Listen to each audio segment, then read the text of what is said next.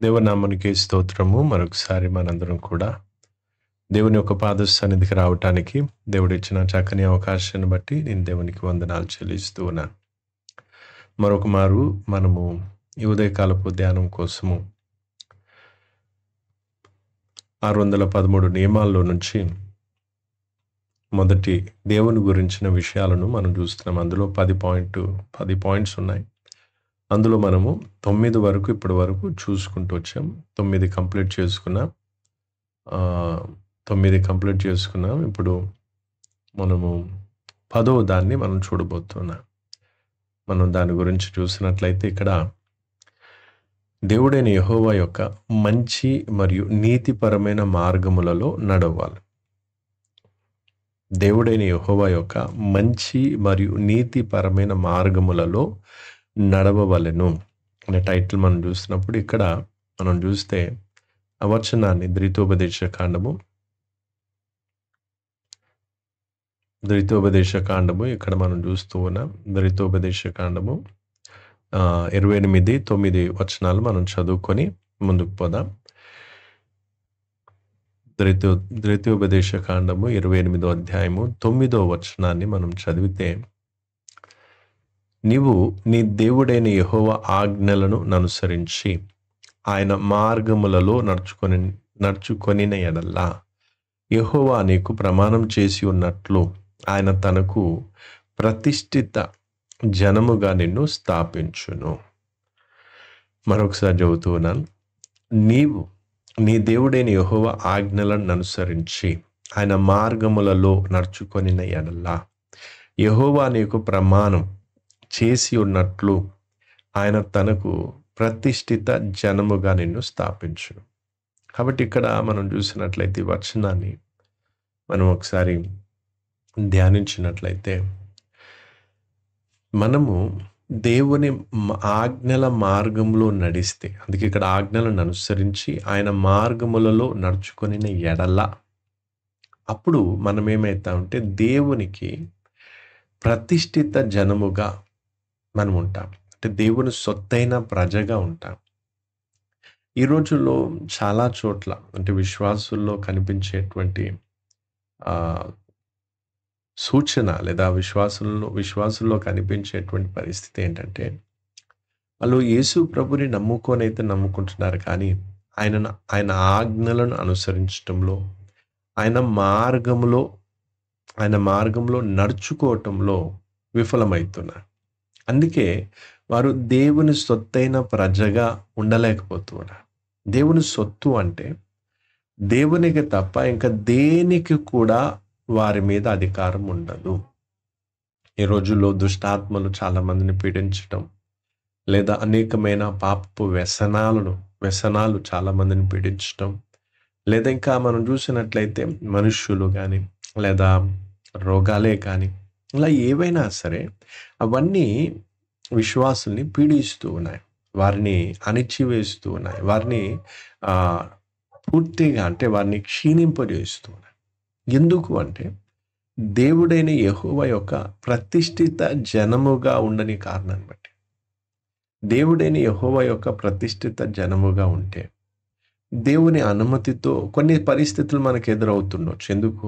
దేవుడు పరీక్షించడానికో, దేవుడు మనల్ని రూపించడానికో, దేవుడు మనల్ని ఆయన స్వరూపంలోనికి తీసుకుని రావడానికి నానా పరిస్థితులు అలౌ చేస్తూ ఉంటాడు, అనుమతిస్తూ ఉంటాడు. కానీ ఇక్కడ మనం చూసినట్లయితే ఆ విధంగా కాకుండా చాలాసార్లు దేవుని ఆజ్ఞలను అనుసరించకపోవడం వల్ల, ఆయన మార్గంలో నడుచుకొనకపోవటం వల్ల మనకు నానా రకాల పరిస్థితులు ఎదురవుతాయి. ఏంటి అంటే, మొదట దుష్టుడైన సాతాను మనల్ని ఏం చేస్తూ ఉంటాడు? అబ్జర్వ్ చేస్తూ ఉంటాడు, గమనిస్తూ ఉంటాడు. ఎవరు ఆయన ఆజ్ఞకు లోబడుతున్నారు, ఎవరు ఆయన మార్గంలో నడుచుకుంటున్నారు అనేది సాతాను చూస్తాడు. ఎవరైతే దేవుని ఆజ్ఞని ఉల్లంఘించే స్థితిలో ఉంటారో, ఎవరైతే దేవుని ఆజ్ఞను అతిక్రమించే జీవితాన్ని జీవిస్తారు, అలాగే తమ సొంత మార్గాలు ఎన్నుకునే మనస్తత్వం ఎవరికైతే ఉంటుందో, అంటే అందుకే మనము నోవాహు కాలంలో చూసిన, తర్వాత ఇజ్రాయేలు ప్రజల చరిత్రను మనం చూసిన, వాళ్ళు తమ సొంత త్రోవలను ఎన్నుకున్నట్టుగా, సొంత మార్గాలను ఎన్నుకున్నట్టుగా, వారికి నచ్చిన విధంగా అంటే దేవుని ఆజ్ఞలను అతిక్రమించి వారికి నచ్చిన కోరికల మేరకు వాళ్ళు జీవించినట్టుగా బైబిల్ చరిత్రలో ఆరంభము నుంచి మనం ఇది చూస్తూ ఉన్నాం. మనం విన్నాము, చదివాము. లేదా చాలా సందర్భాల్లో దాని గురించి మనము ఆలోచించి కూడా ఉండొచ్చు. నేను ఇశ్రాయేలు ప్రజల్లాగా ఉండకూడదు. లేదా నేను నోవహు కాలంలో ఉన్న ప్రజల్లాగా ఉండకూడదు. ఇలా మనం చాలా సార్లు అనుకోని కూడా ఉండొచ్చు. కానీ ఇక్కడ మనం ఈరోజు ఉదయకాలం మందు మనం అర్థం చేసుకోవాల్సిందేంటంటే, నీ దేవుడైన యెహోవాను ఏ దేవుడినైతే నువ్వు నమ్ముకున్నావో, ఏ యేసు ప్రభునైతే నువ్వు నమ్ముకున్నావో, ఆయన నీకు ఆజ్ఞలిచ్చాడు.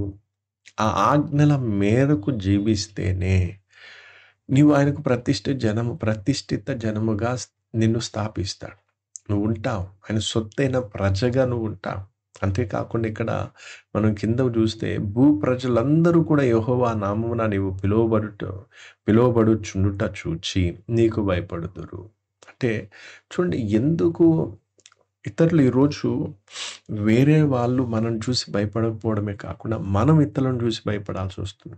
దెయ్యాలను చూసో, దుష్టాత్మలను చూసో, లేకపోతే నానా రకాల పరిస్థితులను చూసి, ఆర్థిక ఇబ్బందులను చూసి, ఇలా అంటే వీటన్నిటికి మనం ఎందుకు భయపడుతున్నాం? వాస్తవానికైతే నువ్వు దేవుని ఆజ్ఞను గైకొనే వ్యక్తివైతే, నువ్వు దేవుని మార్గంలో నడిచే వ్యక్తివైతే, నీవు దేవుని ప్రతిష్ఠిత జనముగా చేయబడిన వ్యక్తివైతే, నిన్ను చూసి అందుకే ఇక్కడేముందంటే, నిన్ను చూచి అంటే నువ్వు యెహోవా నామములో పిలువబడుట చూచి నీకు భయపడుదురు. అంటే ఇక్కడ నీకు భయపడుదురు అంటున్నాడు. అంటే ఎంత గంభీరమైన విషయం, ఎంత ఆహ్, సీరియస్ విషయమో చూడండి. అందుకే ఈరోజు ఉదయకాలమందు ఈ వాక్యాలు కూడా మీకు అందించడానికి కారణం, మిమ్మల్ని ప్రోత్సహించడానికే తప్ప ఇదేదో టైమ్ పాస్ చేసే కార్యక్రమం కాదు. లేదా సబ్‌స్క్రైబర్సో, లేదా వ్యూసో, లేకపోతే ఇంకేదో అంటే వేరే మెంటాలిటీతో, వేరే ఆలోచనతో, లేదా దురుద్దేశాలతో పేరు పేరు సంపాదించడానికి ఇలాగ వీటన్నిటి కోసం ఈ యొక్క వీడియోలు చేయటం లేదు. ఏంటంటే ఈ యొక్క సోషల్ మీడియా మాధ్యమం ద్వారా ఏ విధంగానైనా మీకు దేవుని వాక్యాన్ని అందించాలి. ఎవరికైతే దేవుని వాక్యం సరిగ్గా అందటం లేదో వారికి సరైన వాక్యాన్ని అందించాలనే తపన తప్ప అందులో ఇంకా వేరే ఉద్దేశ్యం లేదు. అందుకే దేవుని చిత్తం ఒకవేళ నేను ఫేమస్ అయిపోవాలనో, లేకపోతే ఇంకేదో అలాంటి అంటే సబ్‌స్క్రైబర్లు సంపాదించాలనో, లేకపోతే ఇంకా వ్యూస్ ఇలాంటి మెంటాలిటీ ఉంటే, నేను బైబిల్‌లో ఎన్నో అంటే మనం ఇప్పుడు సోషల్ మీడియాలో కానీ, పాస్టర్ల మధ్యలో లేదా మతోన్మాదులు లేదా ఇలాంటివి ఎన్నో ఉన్నాయి టాపిక్స్. అంటే కాంట్రోవర్షియల్‌గా లేదా ఒక వివాదాస్పదమైన టాపిక్‌లు తీసేసుకొని వీడియోలు ఏసేస్తే ఆటోమేటిక్‌గా ఏదో విధంగా ఒకటి కాకపోతే ఒకటైనా క్లిక్ అయిపోయి నాకు పేరే వచ్చు, లేకపోతే వ్యూసే పెరుగు, లేకపోతే సబ్‌స్క్రైబర్‌లే పెరుగు ఇలాంటి ఏదైనా జరిగేదేమో. అందుకే నేను ఏదైనా వీడియో చేసేటప్పుడు చాలా ప్రార్థన పూర్వకంగానే, ఎందుకు అంటే ఇదేదో దేవుడిని అడ్డుపెట్టుకొని పేరు సంపాదించే కార్యక్రమం కాదు. దేవుని అడ్డుపెట్టుకొని డబ్బులు సంపాదించే కార్యక్రమం కూడా కాదు. కాబట్టి దయచేసి ఈరోజు ఇంకోటి యూట్యూబ్‌లో కూడా మానిటైజింగ్ పెట్టడానికి కారణం, ఎందుకంటే ఒకవేళ మనం మానిటైజింగ్ పెట్టకపోయినా, లేకపోతే ఇలాంటివి ఏమైనా చేయకపోతే కొంతమందికి ఎలా ఉంటుందంటే వీళ్ళకి ఫండ్స్ వస్తాయి, డబ్బులొస్తాయి, బయట నుంచి ఇదొస్తుంది, అదొస్తుంది. ఇలా ఒక మెంటాలిటీ అలాంటి ఒక ఆలోచన చాలా మందిలో అభిప్రాయాలుంటాయి. కాబట్టి కాదండి, మేము కష్టపడి ఇదిగో ఇది సంపాదిస్తున్నాం, లేదా ఇక్కడి నుంచి మాధ్యమం నుంచి మాకివి వస్తున్నాయి. దాన్ని మేము ఖర్చు పెడుతున్నాం. సేవకు కానీ, మాకు కానీ ఖర్చులు పెడుతున్నామని సూచించటానికి. లేదంటే మానిటైజింగ్ బంద్ చేసేసి, లేకపోతే ఇంకా కానుకలు తీసుకోకపోవడం, పని చేయకపోవడం, ఇంకేదో చేసేది. ఇవన్నీ చేయడం పెద్ద విషయం కాదు. కాబట్టి దయచేసి ఈ ఉదయకాలం ముందు ఒక్కసారి ఆలోచించాలి. ఎంతో కష్టపడి, ఎంతో కొంత ప్రయాసం ఉంటుంది. ఈ వాక్యం మీకు అందించేంత వరకు దీని వెనక ఒక సేవకుని ప్రయాసం ఉంది. ఒక సేవకుని ప్రార్థన ఉంది. ఒక సేవకుని భారం ఉంది. దాన్ని నువ్వు అర్థం చేసుకోగలిగితే దీని తీవ్రత నీకు అర్థమవుతుంది. అందుకే దయచేసి ఈరోజు నువ్వు దేవునికి ప్రతిష్ఠితమైన జనముగా మారాలంటే, కావాలంటే ఒకటే మార్గం, బైబిల్ పట్టేసి యేసయ్యా, యేసయ్యా అని ప్రార్థన చేస్తే కాదు. ఆయన ఇచ్చిన ఆజ్ఞలన్నిటిని కూడా నువ్వు గైకొనాలి.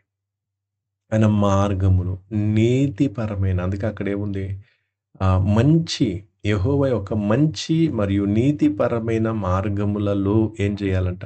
నడుచుకొనవలెను. దేవుని యొక్క నీతిపరమైన మార్గంలో నువ్వేం చేయాలి? నడవాలి.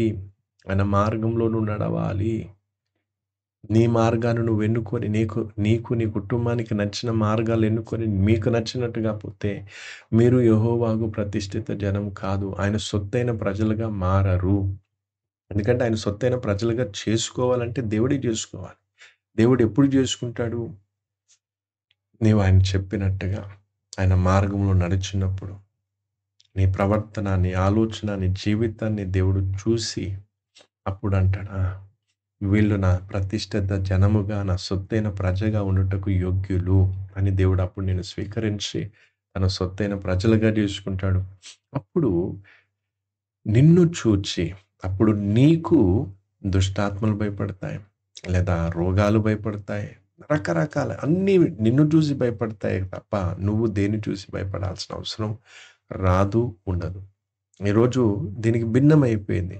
ఈరోజు అంటే నీకు భయపడాల్సింది నిన్ను చూచి, లేదా యెహోవా నామములో నువ్వు పిలువబడుట చూచి నీకు భయపడాల్సినవన్నీ కూడా ఈరోజు నీకు భయపడటం కాకుండా నిన్ను భయపట్టిస్తున్నాయి. అవి దుష్టాత్మలే కావచ్చు, అవి ఏవైనా సరే, మనుషులే కావచ్చు, అదే లోకమే కావచ్చు, పాపమే కావచ్చు, దురాత్మ మన దుర్వ్యసనాలే కావచ్చు, ఏదైనా సరే. అందుకే మీకు నేను ప్రాధేయపడుతున్నాను, ప్రార్థన పూర్వకంగా మనవి చేస్తున్నాను. ప్రియమైన దేవుని బిడ్డలారా, ఈ ఉదయకాలంలో ఒక్కసారి ఆలోచించండి. ఆయన మార్గంలో నువ్వు నడుస్తున్నావా? లేదా ఇజ్రాయేలు ప్రజలు, లేదా నోవాహు కాలంలో వాళ్ళు చేసుకుని, ఎందుకంటే వచనాలు ఎక్కువ ఉన్నాయి అవన్నీ చూపించడానికి టైం ఎక్కువ పడుతుంది. అందుకే కేవలం మీ ధ్యానం కోసం ఈ మాటలు మీ ఎదుట పెడుతుంది. కాబట్టి దయచేసి ఇదేదో, మళ్ళీ చెప్తున్నాను, ఇదేదో వేరే శారీరపరమైన, లోకపరమైన కార్యక్రమం కాదు. వీడియో చేసి ఏదో వేసేసి ఏదో సంపాదన కోసం చేసే తపన, ప్రయాసం కాదు. కేవలం మీకు ఈ మాటలు అందించడం వల్ల కనీసం మీరు మీ ఆత్మీయ జీవితంలో పరివర్తన వస్తుంది. ఈ మాటలు వినైనా మీ జీవితాలు బాగుపడతాయి. మీరు మీ కుటుంబాలు బాగుపడి దేవుని మార్గంలో నడుస్తూ దేవుని మార్గంలో వర్ధిల్లుతారు అనే ఉద్దేశంతోనే ఈ యొక్క కార్యక్రమాన్ని చేపట్టడం జరిగింది. ఈ మాటలు మీకు అందించడం జరుగుతుంది. కాబట్టి ఈరోజు ఒకసారి కళ్ళు మూసుకొని నీ వ్యక్తిగత జీవితాన్ని పరిశీలన చేసుకో. ఎన్ని ఏండ్ల నుంచి ఆయన ఆజ్ఞలు వింటున్నావు తప్ప ఆయన ఆజ్ఞలను అనుసరిస్తున్నావా? ఆయన ఆజ్ఞలను గైకొంటున్నావా? ఆయన మార్గంలో నడుస్తున్నావా? నీతి గల ఆయన మార్గంలో నడుస్తున్నావా? లేదా దుర్నీతికి సంబంధించిన మార్గాన్ని ఎన్నుకుంటున్నావా? నువ్వే మార్గంలో నడుస్తున్నావో దేవుడు చూసే మాట్లాడుతున్నాడు. నువ్వు ఆయన ఆజ్ఞల్ని అనుసరిస్తున్నావా లేదా దేవుడు ఎరిగే మాట్లాడుతున్నాడు.